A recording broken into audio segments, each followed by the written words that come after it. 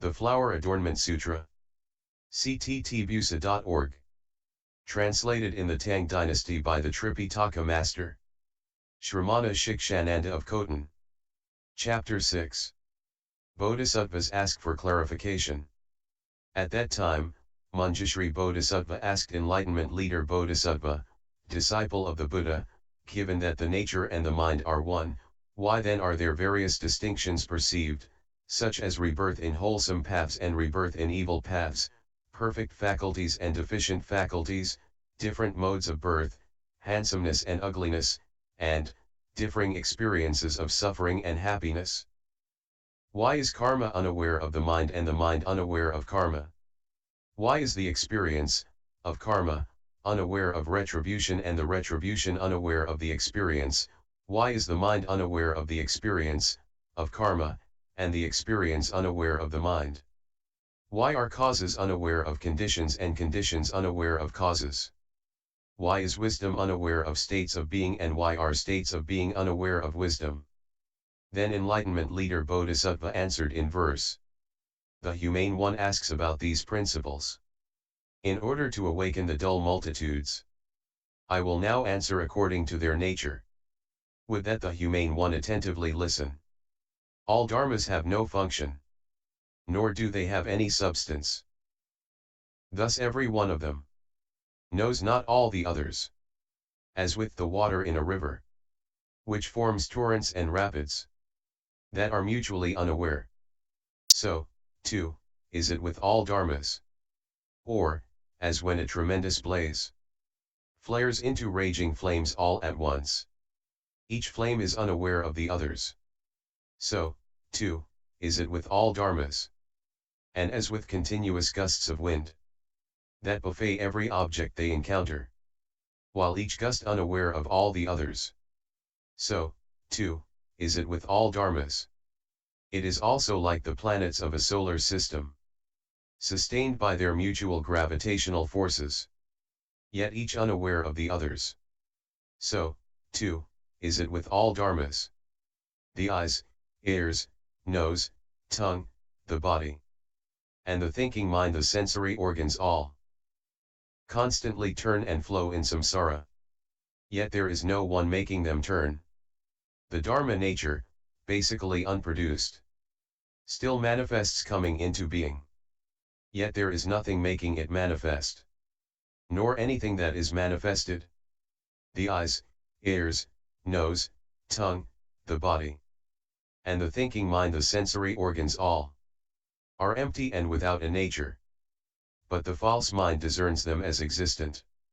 Thus, in accord with principle, observe that absolutely everything is without a nature. The Dharma eye is inconceivable. It's seeing without distortion. Whether we name it real or unreal, false or not false, mundane or world transcending, these are merely false words. At that time, Manjushri Bodhisattva asked wealthy leader Bodhisattva, disciple of the Buddha, all sentient beings are non-entities. And so, why does the thus come one accord with their opportunities? Why does he accord with their lives? Why does he accord with their bodies? Why does he accord with their practices? Why does he accord with their understandings? Why does he accord with their languages? Why does he accord with their fondnesses? Why does he accord with their expediencies? Why does he accord with their thoughts, and why does he accord with their considerations, appearing among them in bodies like theirs, in order to teach and transform, tame and subdue them? Then wealthy leader Bodhisattva answered in verse. The bliss of still quiescence, the state of one of much learning, I, for the Humane One, will now expound. Would that the Humane One be attentively receptive. Observe the body in detail throughout. What of it is actually me? One who understands in this way comprehends there is no self to be found. This body is falsely established, without a place to which it belongs. By closely examining the body, one fathoms that nothing about it can be held onto. Skillfully observe the body, clearly viewing each part. Realize all dharmas are empty illusions, and you will not give rise to mental distinctions. Who causes this life to arise? And what causes its decline and demise? Like a whirling wheel of fire, its beginning and end cannot be known. Wise ones are able to observe the impermanence of all that exists, and how all dharmas are empty, devoid of a self, forever detached from all characteristics. Karma produced, the myriad retributions follow. Like a dream, none of it is true or real. Thought after thought, constant decay brings cessation. As with the previous and subsequent pattern, the dharmas perceived in this world solely rely on the mind, their host, which following its notions, grasps at marks. This is inversion and not true suchness. Worldly theories and languages are all based on discriminations. Not a single phenomenon among them gains entry to the Dharma nature. The force of conditions and that which pursues them brings myriad phenomena into being. Ephemeral, they soon vanish without pausing for an instant. This continues in thought after thought. At that time, Manjushri Bodhisattva asked Jeweled Leader Bodhisattva, disciple of the Buddha, all sentient beings alike are composed of the four elements. They are devoid of a self or anything pertaining to a self. Why then do some undergo suffering and some enjoy bliss? Why are some respectable and others unseemly? Why are some good within and others good without? Why do some receive little while others receive much, sometimes receiving a direct retribution, sometimes receiving a delayed retribution, while within the Dharma realm, there actually is no beauty or ugliness? Then Jeweled Leader Bodhisattva answered in verse. According to what is done, appropriate consequences are born. The doer is without any being. That is what all Buddhas say. As a clear, bright mirror, according with what confronts it, reflects each exact image. Such is the nature of karma. Or, as seeds sown in a field, are mutually unaware, yet are able to simultaneously sprout. Such is the nature of karma. Or, as a skilled illusionist, who stands at the crossroads, displaying a multitude of disguises. Such is the nature of karma. As a mechanical man, which can emit many different sounds, yet possesses neither a self nor a non-self. Such is the nature of karma. And as the myriad kinds of birds, although all hatched from eggs, are each endowed with distinct sound. Such is the nature of karma. Just as in the womb, all faculties are formed, yet these physical features have no source. Thus, too, is the nature of karma. And it follows that throughout the hells, all the various experiences suffered there are without a place of origin. And the nature of karma is also that way. Although a wheel-turning king possesses the 7 splendid jewels, no source of their origin can be found. Just so is the nature of karma. And were all the worlds consumed by a massive conflagration, that fire would have no source. Thus, again, is the nature of karma. At that time, Manjushri Bodhisattva asked Virtuous Leader Bodhisattva, disciple of the Buddha, all the thus come ones enlightened to only one Dharma. Why then do they explain innumerable Dharmas? Why do they appear in innumerable Bhuthalans? Why do they transform innumerable sentient beings? Why do they expound with innumerable different sounds? Why do they manifest innumerable bodies? How do they know the innumerable minds? Why do they demonstrate innumerable spiritual penetrations? How can they universally cause innumerable worlds to quake? How can they display innumerable exquisite adornments? And, how can they manifest an infinite variety of states of being, while within the Dharma nature, these distinctive marks all cannot be obtained? Then Virtuous Leader Bodhisattva answered in verse.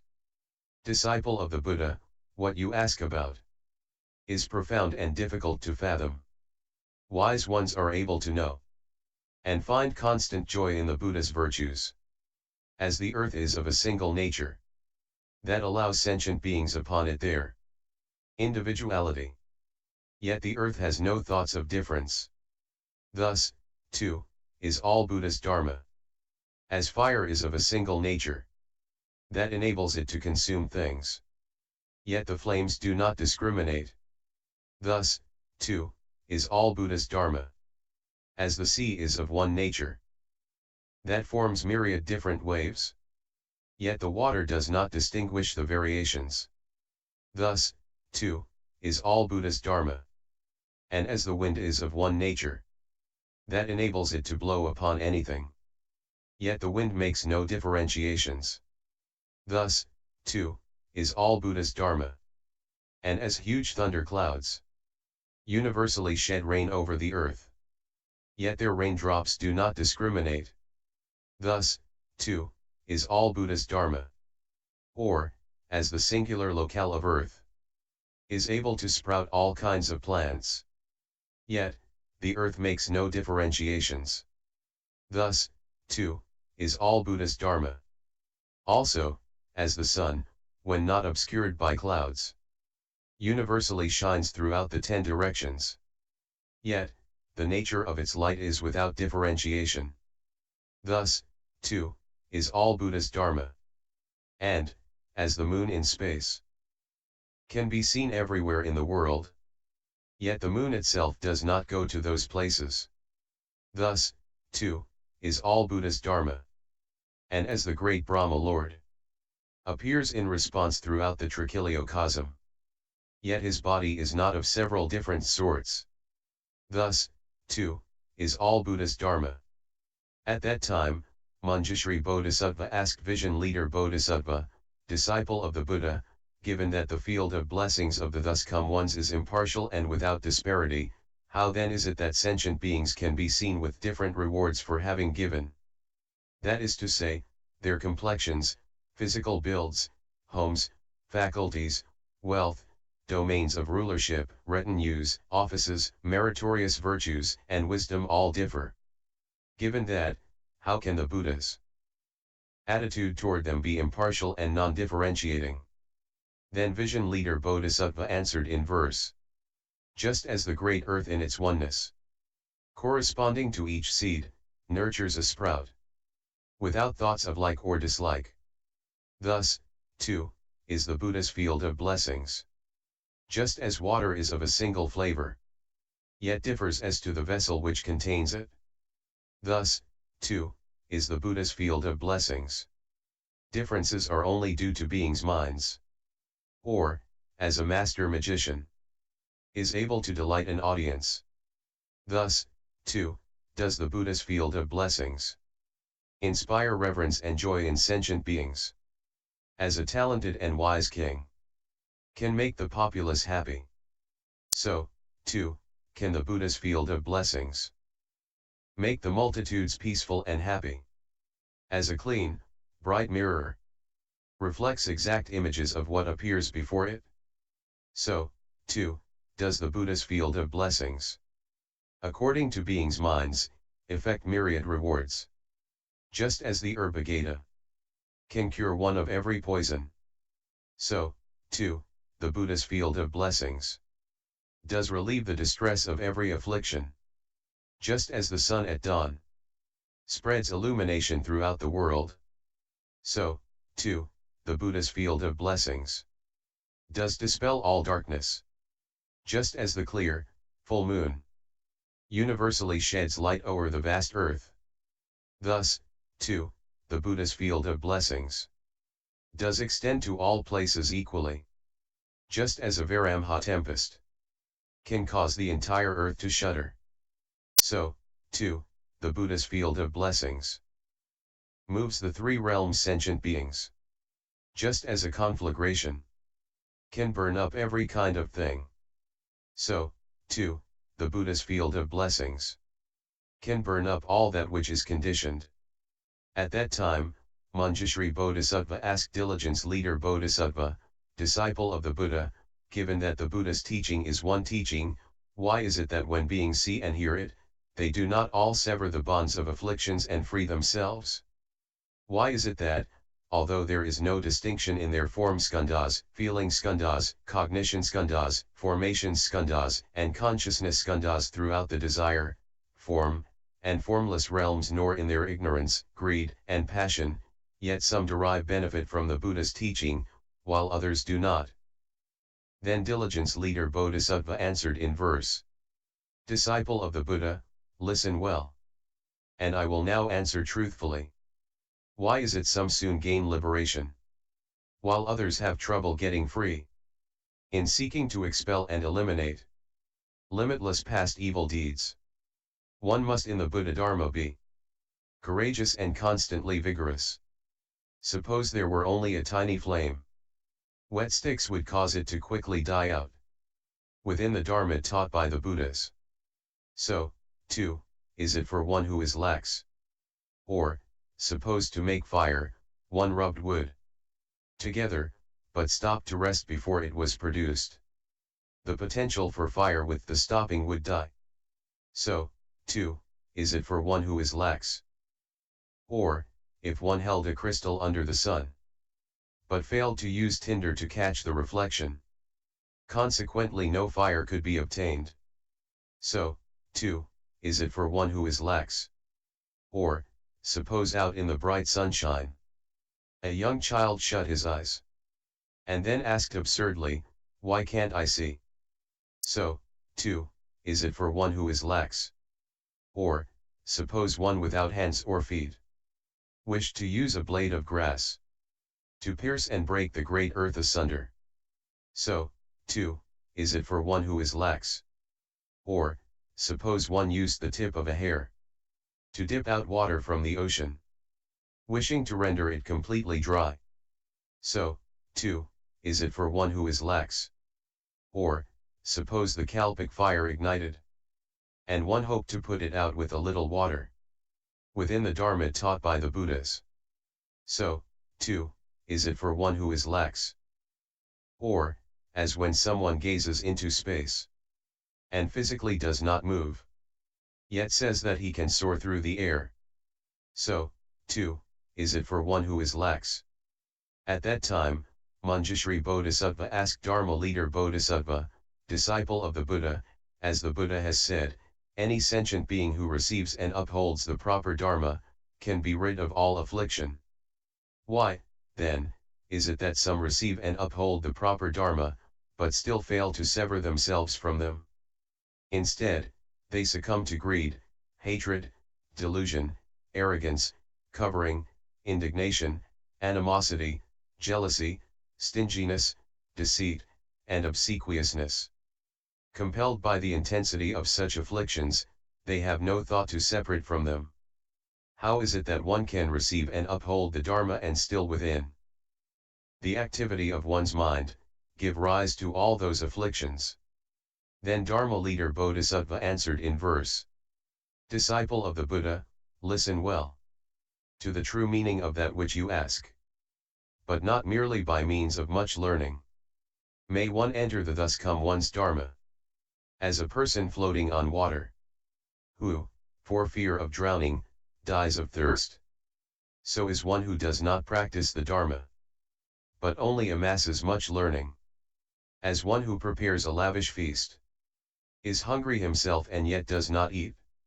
So is one who does not practice the Dharma, but only amasses much learning, as one who is skilled at dispensing medicine, but is unable to cure his own illness. So is one who does not practice the Dharma, but only amasses much learning, as one who counts others' riches, but himself owns not half a cent. So is one who does not practice the Dharma, but only amasses much learning, as someone born in a king's palace, nonetheless suffers from hunger and cold. So is one who does not practice the Dharma, but only amasses much learning, as a deaf musician delights others with what he cannot hear. So is one who does not practice the Dharma, but only amasses much learning, as someone blind who paints pictures cannot see what he depicts for others. So is one who does not practice the Dharma, but only amasses much learning, as a master pilot of a ship still ends up dying in the sea.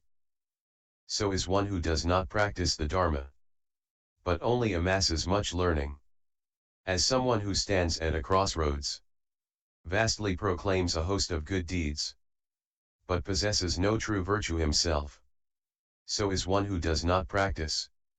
At that time, Manjushri Bodhisattva asked wisdom leader Bodhisattva, disciple of the Buddha, given that within the Buddha Dharma wisdom is foremost, why then does the thus come one, for the sake of sentient beings, sometimes praise giving, sometimes praise upholding precepts, sometimes praise patience, sometimes praise vigor, sometimes praise dhyana samadhi, and sometimes praise wisdom? Why did he sometimes praise kindness, compassion, joy, and giving? And why is there never anyone who, by means of only one single dharma, gains transcendence and realizes anuttara samaya samadhi? Then wisdom leader Bodhisattva answered in verse: Disciple of the Buddha, how rare you are! You know what is on sentient beings' minds, as to the principle of which the humane one asks. Listen well as I now explain. In ages past and times to come, as well as in the present, no guiding master speaks only a single dharma to help beings attain the way. The Buddha knows sentient beings' minds are uniquely different in nature, based on what they need to be saved. He speaks dharma for them accordingly. To those who are stingy, he praises giving. To those who transgress rules, he praises morality. To those with much anger, he praises tolerance. To those who like to be lazy, he praises vigor. To the scattered, he praises dhyana concentration. To the foolish, he praises wisdom. To the inhumane, he praises sympathetic kindness. To the angry and malicious, he praises great compassion. To the sorrowful, he praises sympathetic joy. To the crooked-minded he praises renunciation. One should cultivate successively in this way, gradually perfecting all the Buddha's dharmas. As one first must set the foundation, in order to build a palace, so, too, giving and precepts are basic for all bodhisattva practices. As a city wall is built in order to protect the populace, so, too, do patience and vigor guard and protect all bodhisattvas. As a great and powerful king is honored by the entire country, so, too, samadhi and wisdom are what all bodhisattvas rely on. Just as a wheel-turning king can bestow happiness upon his subjects, so, too, the four unlimited aspects of mind can bring joy to all bodhisattvas. At that time, Manjushri Bodhisattva asked worthy leader Bodhisattva, disciple of the Buddha, all Buddhas, world-honored ones, were liberated by means of a single path. Why, then, do we perceive that the Buddha's lands, and their multitudes of deeds, are all different, with none the same? That is to say, their worlds, the sentient beings in them, the dharma that they speak to tame and regulate beings, their lifespans, the light they emit, their spiritual powers, their assemblies, the ways in which they teach, and the durations of their dharma are all different. And yet, not one has failed to perfect all of the Buddha Dharma and to realize anuttara samaya samadhi.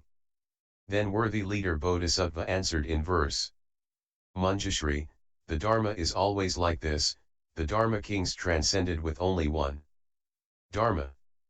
Everyone who unburdens himself can escape birth and death on this one path.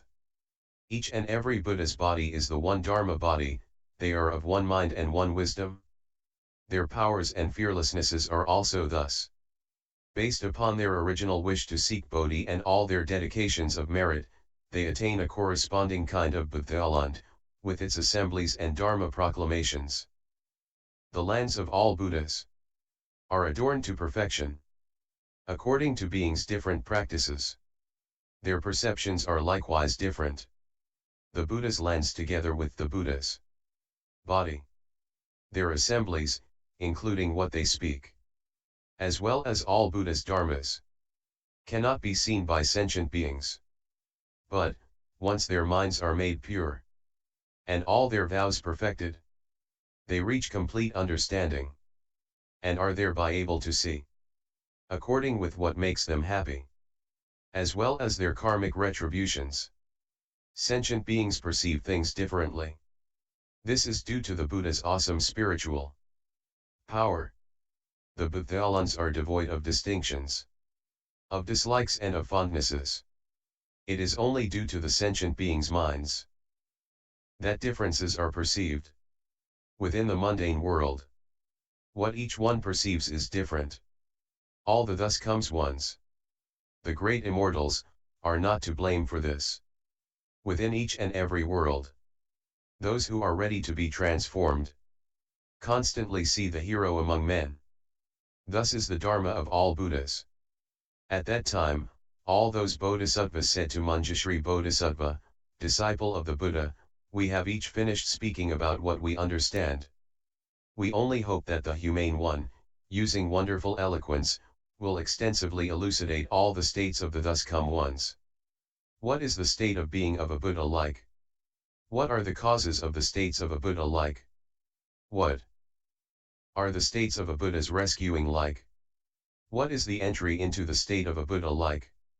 What is the wisdom of the state of a Buddha like? What are the Dharmas of the state of a Buddha like? What are the words of the state of a Buddha like? What is the knowledge of the states of a Buddha like? What is the realization of the state of a Buddha like?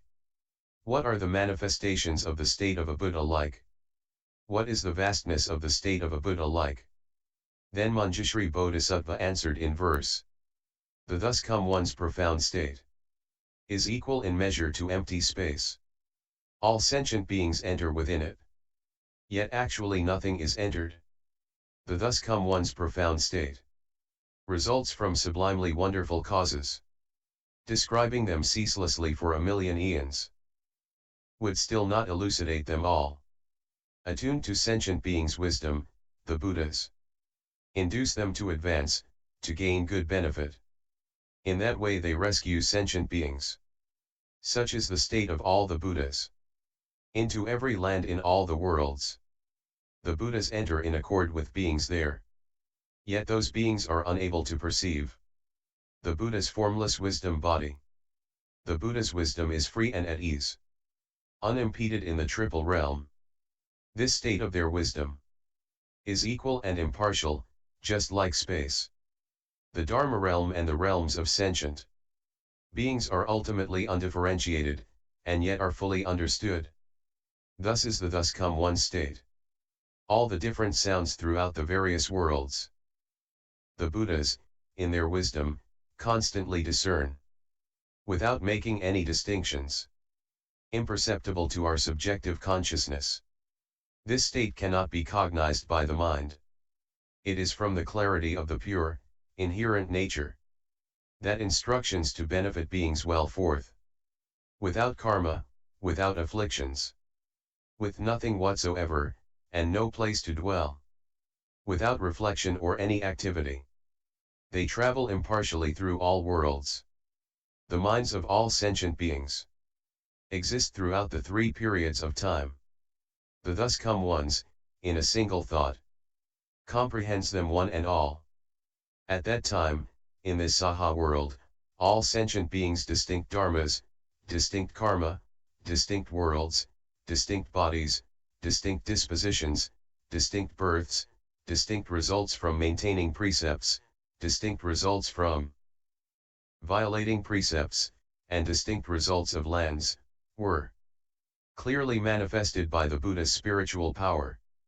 Just as to the east, in hundreds of thousands of millions of naodas of numberless, measureless, boundless, incomparable, innumerable, inestimable, inconceivable, immeasurable, ineffable worlds pervading space throughout the Dharma realm, all sentient beings' distinct dharmas, up to and including their distinct results of lands, were clearly manifested by the Buddha's spiritual power.